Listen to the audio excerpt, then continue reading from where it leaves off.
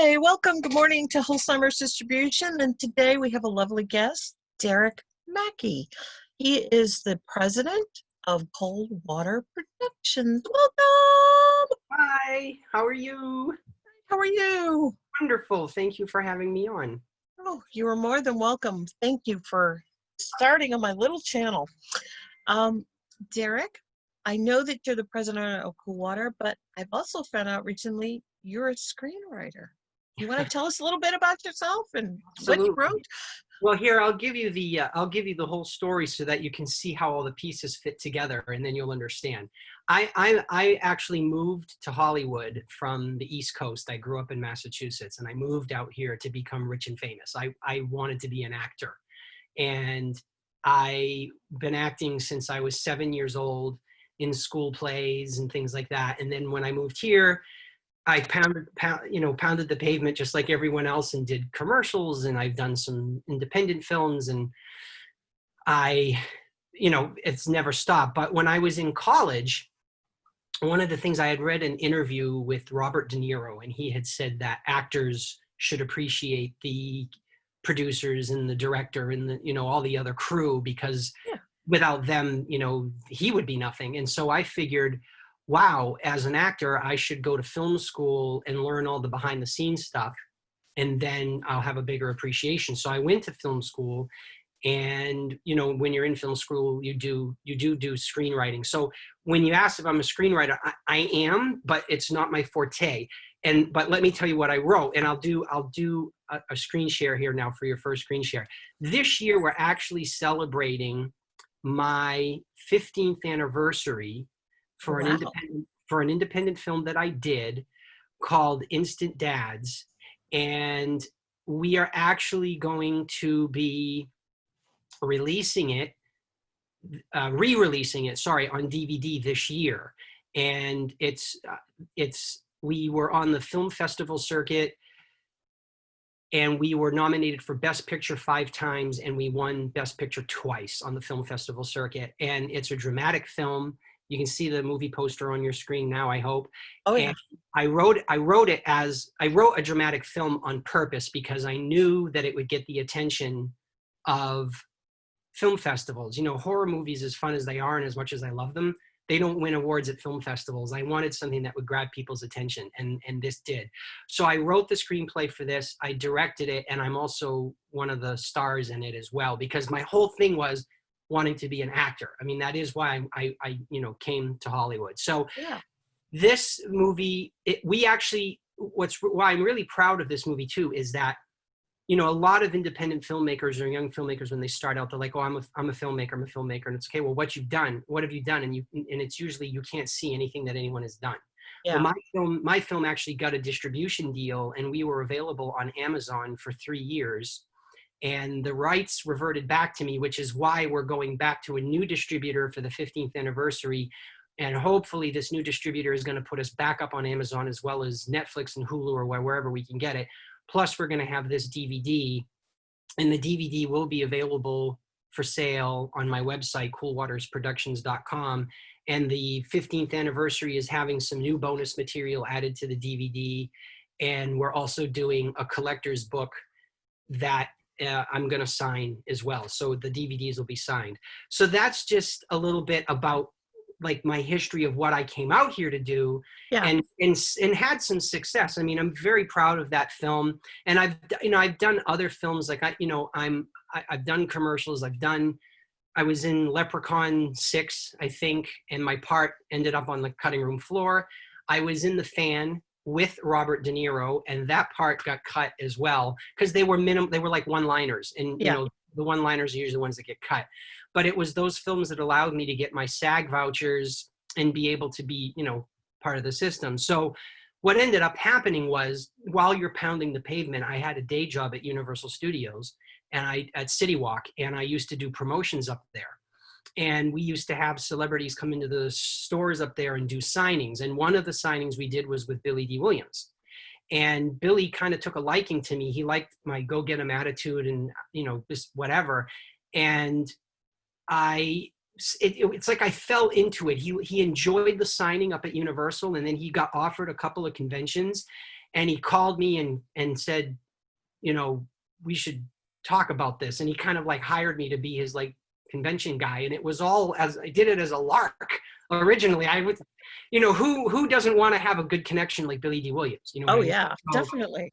Yeah. yeah, so I did it, and then the appearance part of like Cool Waters was originally my production company, which is why the name Cool Waters Productions. I mean, you wouldn't name a management company that, but that's kind of. But then once it started spiraling, and because we were a licensed company, as it were, for film production, my mom, who's the vice president of my company, and I went and got 2 more licenses for management and publicity, so that we're fully licensed to do both. So then we basically have 2 branches. We have the appearance management side and we have film production side. So on the film production side, we haven't done a whole lot. You know, we did 2 short films plus my feature film that I just told you about. And then I produced something, and I'm producing something now, which I don't know if I'm allowed to talk about, so I won't. And now I'm writing, with all COVID happening, I'm writing my next feature. And when COVID's over, then I'll look at actually filming it. But on the appearance side, it just kind of spiraled. Like when I started going out on the road with Billy, people would see me, or Billy would say, "Oh, my guy's really good. You should talk to him." And it kind of snowballed into this bigger thing that I figured, you know what, it's a good way to pay the rent rather than, you know, what normal actors do by getting waiting jobs. Not that there's anything wrong with that, because I mean, you know, everybody does it. But this way I was my own boss, and I Right. was able to do what I could. But what ended up happening was I ended up turning down a lot of film roles because I was already booked to go to conventions with clients. And Wow. I'm a very dedicated person. I'm not, I won't just blow someone off because something better comes along for me. I'm not like that. I wasn't raised that way. So I kind of decided consciously, it depresses me sometimes, that my film career would kind of take a backseat until I got the company, you know, really good. And that's where it is now. And honestly, I've just been lazy to not kind of revert back now. But like, we've got a staff of 7 people that go out with our clients. And each of the clients now have, like, of those staff members, there are certain clients that are like, they only want to work with certain of those staff members, which is great because they build relationships. Right. And Billy has always been mine. So I'm the only one that goes anywhere with Billy, but everyone else kind of does with, you know, and that's how it grew. And we try to, I take a lot of pride in what I do. And I mean, you see how I am. I mean, we've Oh known each other yeah. for a long You time. And definitely, you know, you dress, you are outstanding. You always know where you are when you are representing somebody on the convention floor, and you do an awesome job. So thank you. definitely. Oh Thank yeah. you. I don't know if you know, but at one point I was handling all the Highlander actors except for Adrian. Oh, And oh wow. yeah, Elizabeth and Stan and Peter. And it wasn't what I wanted to do. It Mhm. wasn't my passion. I like to create. I take more sets on small productions and a few big productions and photograph. So I understand the work that goes into being with somebody at an event. It's a lot more work than people think, and it's very taxing to be there and not the talent, but the talent. So Yeah. I understand. So Coolwater, how long exactly is that then? You've been 10 years doing that part No, for actually, I representing, or 15? 25 years of representation. Oh my. Yeah, I was actually one of the first few to be in it legitimately and to keep it this long. And again, it was just, and I count that because of what I did, you know, that what I did with Billy D, that was 25 years ago. That whole Universal story was 25 years ago. So, you know, it's been since then, and it's just grown exponentially. And I'm happy about it. You know, I'd like, again, to do more of my filming, but you know, it's good. I've been But able to travel the world and meet a lot of people, and it's in great. at meeting Billy, now that you represent him, he's in a much better headspace. I met him at Bill Campbell's event, the Fantastic Con back in the 90s. Hmm. He was not, it wasn't, I won't say it wasn't pleasant, but it was very tense. And now he's much more approachable and happy, and you could tell he's glad to meet his fans, where back then it was a little bit like, Oh, okay. I'm going to go back to my booth. Yeah, I So, think, see, what a lot of people don't understand is, and this is what happens in this world, which I wish, the acting agents versus appearance managers and agents or reps or whatever they want to call themselves. The acting agents like William Morris and ICM, and they don't get this world. And so a lot of times they'll throw someone out there because, the money was good, but the actor wasn't prepared, didn't know what to expect. And I'll guarantee you that that was one of those situations. Billy is a very calm gentleman. He's a very gracious gentleman. He's really suave. And he was probably thrown into that situation with nobody there to guide him. And no. And he was probably miserable. no, the agent was off. I was like, my booth was set up 15 feet from him. And I'm like, oh, I'm going to get in line and get his signature. And the agent spent more time behind my booth on his phone than he did with him. And I'm like, Yeah. See, we that's, don't, yeah. I think, that was probably a situation where he thought he'd never do it again. And then when he met me and I did it the right way, and then he probably went, oh, wow, this is how it actually could be. much more pleasant. I Yeah, mean, he left him with people and taking his own money. And I was appalled. I was like, yeah. I can't even imagine Billy doing that. I'll have to ask him about that one day, but I just know that he's happy now, and he loves me. He treats me like a son, and I'm which is very great. gracious of Yeah. him. Oh, and he's so much happier. So, yeah, that's great. Um, you have some other signings coming up. We Can we do. talk about that? Yeah, absolutely. There's a lot of things that we're trying to do during COVID-19 to keep, because this is literally all that I do. And when I'm not out on in the convention world, then I'm not able to pay my mortgage, buy groceries to eat. And so I figured we got to do something. So what I did was, this will lead into the privates, but what I did was I started my own virtual convention called inHouse-con. And here I'll share a graphic of that as well, so that people can maybe check. Every time I do this, I do it backwards. It's okay. I was going to lead into that from the privates, but this is Oh, perfect. Let's I start think there. this is a better way to lead into it, because Yeah. the privates are more an afterthought of this. But inHouse-con, we've been doing it since May. I started it in May, and we've done every weekend since the first weekend in May, except for July 4th. We took that off. And we feature 4 of our clients we advertise it as an hour and a half, but it typically goes longer than that. And it's a live panel, just like what you and I are doing now, where we interview the guests. Fans get to send in questions and ask questions, and then they can also purchase video chats that are just private one-on-one, and they can also purchase autographs. And so the autograph, that's how we'll lead into the private signings as well. So we do this. It's inhouse-con.com. And I'm proud because this month we're actually going to be featuring Selma Blair, who is a client of ours. She's extremely rare on the convention circuit. I think we've only had her do 3 ever. Yeah. And so she's doing this one, and she is actually allowing us to do send-ins, which we don't typically do send-ins for inHouse-con, because a lot of actors right now don't want us coming to their houses. And some of these people that are doing send-ins right now, I don't know how they're doing it, because it means that they're coming in contact with people, and that's a little scary. So we respect our clients, but she's allowing us to do it because she's locked herself at home, and she said that I can come to her house because I showed her that we got tested and that we're negative, so she trusts us. She, again, another sweetheart person who loves me to death. But anyway, we've got a lot of great events for this week, this month.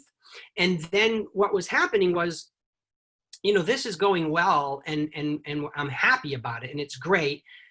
But it was like, well, what else can we do? Because a lot of people are not, doing conventions and want to get out there and want autographs from other people. So I've partnered with my friends at Fanboy Expo, which is a convention, a live convention, not a virtual convention. And they're doing some signings with Jaleel White and Bob Gurr from Disney.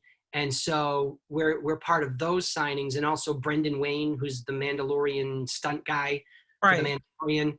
And then I'm like, well, wait a minute. If I'm going to do this, I should go after some of these people that I've been trying to schmooze over the years. And that's who you want me to talk about a little bit. Is one of them is Pat Carroll, who is the voice of Ursala from The Little Mermaid. And I've been trying to get her to do a convention for ages, and she's just, it's either not her thing or whatever. It doesn't matter. But we finally were able to convince her to do a private signing.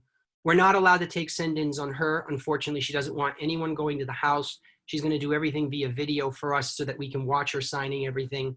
But we've got some great 8x10s of Ursala and some Ursala pops that we're offering. And it's stuff like this that we're going to continue to do, if COVID doesn't go away. So we've got some other people that are in line already that we're looking at. And I'm hoping that, they're all going to accept our offers. Not all of them will. I mean, some actors just don't care. They don't have interest in it. Yeah. Others will, but they might want to wait till COVID-19 is over. But, we're the same company. I don't know if your viewers know a lot about us, but they can look us up. Cool Waters is also the same company that works directly with Harrison Ford. We've worked with him for, I want to say, nearly 15 years now. We were actually the first company ever to do a signing with him, ever. And, then he did a few, obviously, for the Star Wars licensee back in the day, and I won't say their name because I don't like them. And and now Topps has taken over the licensee, and we get Harrison to sign stuff for them. And we were the company that got Harrison to do send-ins, and that we did that last year, and fans flipped. I mean, because I never thought he would do it. When I met him 15 years ago and we talked about doing signings, it was all for merchandise and stuff that would be sold through a licensee. But every time I asked him about send-ins, he's just like, I don't want to do it. And finally, after some explaining of why we needed him to do it so that fans around the world, and it was a 15-year discussion basically. And he finally agreed to do it. And that was huge. So I'm hoping to do more exciting things like Harrison Ford, Pat Carroll, Jaleel White, and all of my wonderful clients, Billy D, Doug Jones, Selma. I'm so excited about, which is awesome. Yeah. So, it's cool. I'm hoping people are liking it, Yeah. Well, we'll put up the link for in-house and for your website. And I believe there's a place to sign up to get a newsletter so you know what's happening that you're putting out. So we'll also put that link in there as well, so they can directly go to them. Yeah, well, the link for the newsletter is actually the Cool Waters website in the store. When you sign up for a membership, which costs nothing, that automatically puts you on the list. So anytime we have a private signing or a send-in, or if we have a new client and we want to let people know, that newsletter goes out. It's periodic. Sometimes it's twice a month. Sometimes it's once every other month. It just depends on what news we have. Right. But yeah, if they sign up, they don't have to buy anything from the store to sign up. They just create a free account, and then they're on there, and they'll get notified anytime, we're having something. And we also include in-house on there as well, because we know people think it's two separate companies. So we always make sure that in-house gets mentioned in the Cool Waters newsletter as well, so that if someone isn't putting the pieces together, they know what's happening. So yeah, well, but I'll break it down so that each link is direct for them. Okay? Thank you. I appreciate it. Yeah, no problem. Happy to do it. Let me see. Well, what's the best things that's ever happened? I mean, you talked about Billy D. Williams and Harrison Ford, but is there some moment out of all the time that you've represented somebody that something really stands out, that it was just wonderful? Oh, a hard question. I would say I wouldn't want to insult any of my clients, especially the ones that I consider family, like Billy or Doug Jones. These are amazing human beings. But I will say this. I was lucky enough to have Irvin Kershner be a client of mine as well. Irvin Kershner was the director of The Empire Strikes Back, which 95% of Star Wars fans think was the best film, including me. And I represented him. I took him to conventions, and I did signings with him. And again, he was exclusive to us. We were the only ones, once he met us, that handled him and brought him around. And he didn't do a whole lot, but he did, what he could, because he was very old. But the reason I say him, and this is actually going to tie back to the very first thing we talked about today, which was my film. Kirsch ended up becoming not just my client, but my mentor. I never abused my relationships with my clients, and they all know that I came out here to be an actor, and a few of them have helped get me auditions and stuff, but I never asked for it, and I never expected anything of any of them. And it was the same with Kirsch. As a matter of fact, I never really told Kirsch that I wanted to be an actor or was a filmmaker, because I always focused on the business for him.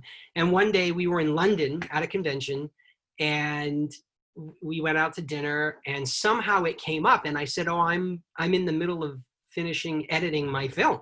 And he kind of looked at me and goes, "What? You're making a movie?" And I went, "Yeah." And he goes, out of the blue, and it's like, no, I went to school for this and all this. And he's like, "Why did you never tell me?" He goes, "You should have asked me for help." And I told him, I said, I'm not like that. And he goes, "Well, when you're done editing it, bring it to the house and I'll take a look at it, and I can, give you some guidance maybe on making certain cuts that'll help make the story flow better or whatever." So I did. And my film, I'm sure, owes part of its being nominated 5 times and winning twice to some of the help that Kirsch gave us. And, so he became my mentor, because after the film came out and it won awards, and I told him, he was so proud of me and I was so happy. And he was going to help me write my next script. And we were talking about it. And then he died not long after that. So that actually is part of the reason why, again, I haven't been doing stuff. It's not just because I was busy, but that really hurt, because the film that I'm writing right now was the film that he was going to help me with. And, that's been 10 years now. So basically, I don't know. I lost such an amazing person who could have really helped me. And I just felt like the universe took him from me. But, it's fine, because I remember the notes that he gave me when we first just started talking about the idea. Mm-hmm. I remember all the notes he gave me on my film. And so he'll be a part of it, he'll be there. He'll be in my mind. And as I'm writing it, and when we finally get to shoot it, he'll be there. And so that, I think, for me, out of everything I've done, meeting my mentor and being involved in his life on a management side, but then having him be there to hold my hand, for lack of better terms, to create something that I'm passionate about, that would be the answer to your question. Oh, wow. That's awesome. What a great thing. It's so nice when you can meet your mentor and they can actually do something like that. Yeah. That's wonderful. Well, is there anything else you want to promote? I mean, I kind of glazed over some stuff, but No, is there anything? you've done. I can do one more screen share for you and show you we've got a signing with Doug Jones, and Oh, Doug's everybody's favorite. Saru Pops, these should be in any day now. These are the Funko Pops. Doug is going to be doing an exclusive signing for us with these.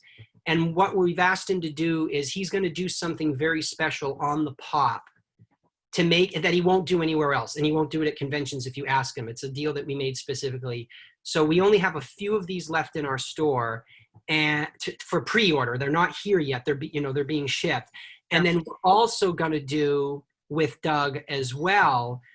This we just announced. Again, I keep screwing up the screen share thing. it's okay. This is a huge cult favorite, is the Billy Butcherson from Hocus Pocus. We're doing the same thing with those pops. Those pops are exclusive to, I think, Spirit Halloween stores. Right. And we've ordered a huge allotment of them. And with this one, Doug is actually going to be doing, again, exclusive elements on the pop. I think with this one, he's actually going to do a little sketch of Billy. It's going to be a rudimental sketch, but it'll be something that he will only do for us, and it'll be available only through us. So, that's really great. And a lot of people don't know this, but Doug actually has kind of stopped signing on the red carpet. He doesn't do that anymore because some people have abused it, and he got tired of it, and he makes no qualms about it. He'll tell people flat out why. And so now, and he doesn't sign bulk items for like dealers and stuff. So COOLWATER's has essentially become his exclusive autograph handler and dealer. And the only way you can get him is at a convention or through our store, unless someone like you or another dealer has, we're lucky enough to get a few pieces. But that's why these pops are something special, because we've asked him to add a little something extra to the autograph to make it very unique for the buyers. And so those are something I think fans will like, because pops are huge. So Oh, they're very big right now. That'll be awesome for everybody to get. Yeah. I have some friends that are going to want to know about that. So that'll Cool. be, with this being the week that Las Vegas would happen, a lot of my customer base has been like, what's out there? What can I get? So this will be good to let them know. That's why we chose this weekend show for inHouse-con is Star Trek. It's Star Trek universe. So all of our guests are Star Trek related. And we did that on purpose because my tech guy, Tyler, who works with me, he's a huge Star Trek fan, very big in the Star Trek community. I guarantee you know who he is, Mary Lee. Oh, If you'd know exactly who he was. And so he's like, Derek, you've got to do a Star Trek thing on August 8th because none of us are going to Vegas. And I'm like, oh my God, you're right. So this week, any Star Trek fans that are paying attention, this is tomorrow. I forgot today's Friday. It's tomorrow. yeah, tomorrow. Tickets are on sale right now. They stay up till midnight. So if you get this up quick, people will know about it. If not, oh well. But Mary Lee, you need to come. I'll add you to the mailing list, and you can watch tomorrow. It'll be Okay. my gift to you for thanking you for doing this for me. Thank you. Thank you. I appreciate that very much. I'm really a Star Trek fan. I don't really like horror. So this will be good. I know you guys, I have a bunch of friends who love horror, and I always feel bad that I'm always like, yeah, okay. So this will be wonderful. Well, good. I look forward to having you there tomorrow, and you'll like it. Trust me. We've got some great things planned. We're doing a costume contest. Fans had to send in pictures of themselves in a Star Trek costume and stuff. So tomorrow's going to be pretty cool. Oh, good. That'll be, I really, of all the shows, I don't necessarily miss Vegas, but I'm missing Vegas this year. I mean, San Diego was like knife through the heart, where Vegas this week has been like, so this will be a nice thing to end my week. So thank you. Good. Absolutely. And thank your actors. Well, thank you so much for your time. I really appreciate you spending time with us. And I can't wait for everybody to see this. I'm going to let them people know. Yeah. So they can get it out there. All right. Well, thank you. And we hope that it does well, and we will talk to everybody soon.